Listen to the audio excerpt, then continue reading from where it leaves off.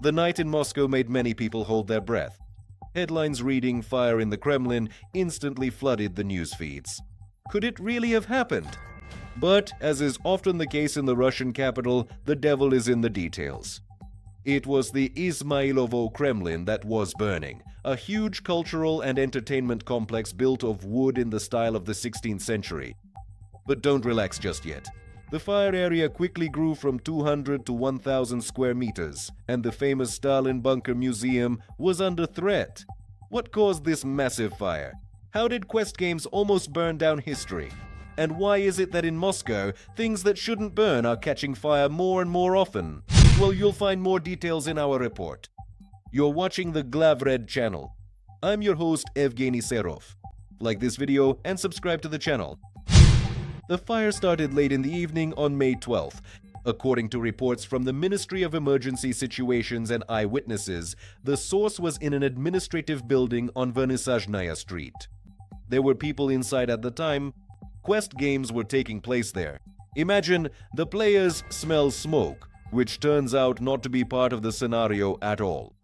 Because the Izmailovsky Kremlin is mostly made of wood and metal framework, the flames spread at lightning speed. The fire was assigned a third level of difficulty. More than 100 firefighters and 30 pieces of equipment fought the fire, which had engulfed the roof of the hangar.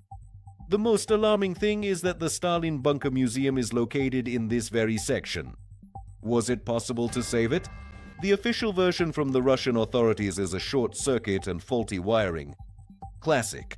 But against the backdrop of what's been happening in Russia in recent months, it's getting harder and harder to believe in random wiring. Remember, on May 11th, Sevastopol was on fire, and on May 12th, there was a fire in Perm near the airport. And now, it's Moscow. Even if it's just everyday negligence, it looks like part of a systemic collapse of infrastructure. When 180,000 chickens burn up on a farm near Rostov, and then Izmailovo catches fire, it shows that the safety system in Russia is simply bursting at the seams. It's interesting that this fire coincided with reports of mass drone attacks on Moscow in March and May of this year. Just recently, a drone landed on Mosfilmovskaya Street, right at the home of propagandist Mikhail Litvin. When something catches fire in Moscow, the first thing residents do is look up at the sky. This time, Mayor Sobyanin didn't report any downed UAVs, but the overall sense of anxiety in the Russian capital is off the charts. The Kremlin in Izmailovo is a souvenir showcase of Russia for tourists, and its burning towers became a highly symbolic image of the night. The outcome is as follows. Fortunately, there were no civilian casualties. 5 people were rescued, while the rest managed to run out on their own. But the reputational damage is enormous. While the real Kremlin hides behind air defense systems, its wooden twin burns from the inside due to chaos and faulty wiring. What do you think? Was this fire a simple accident, or is it a message from forces systematically destroying the enemy's logistics and infrastructure?